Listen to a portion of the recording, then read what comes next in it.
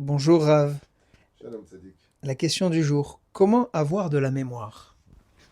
Ah, comment garder de la mémoire? C'est une très bonne question aussi. Il y a trois jokers que je vais donner pour cette question, en tout cas pour l'internaute qui pose la question.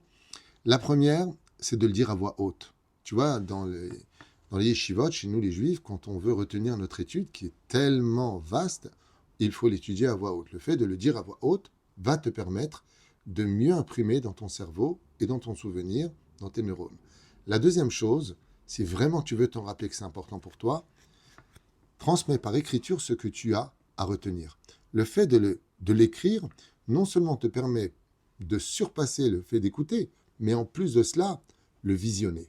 Quand tu écris quelque chose, même si tu ne t'en souviens pas de qu'est-ce que j'ai entendu, tu peux arriver au point aussi de dire maintenant je m'en rappelle parce que je l'ai aussi écrit. Donc tu visionnes la chose. Et la troisième chose pour se souvenir, c'est de bien comprendre de quoi on parle. La majeure partie des gens qui ont du mal réellement à se souvenir, sauf maladie bien sûr, sont des gens qui n'ont pas parfaitement compris à 100% de quoi est-ce qu'on parlait.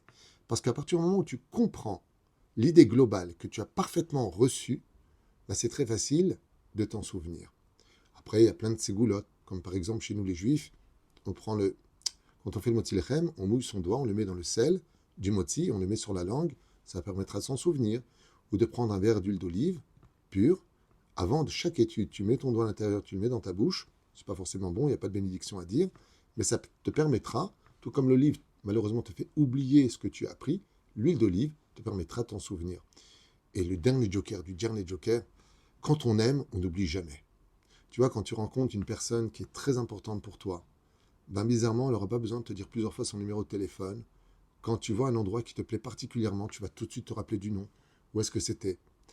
Aimer quelque chose te permet de t'en souvenir pour très longtemps.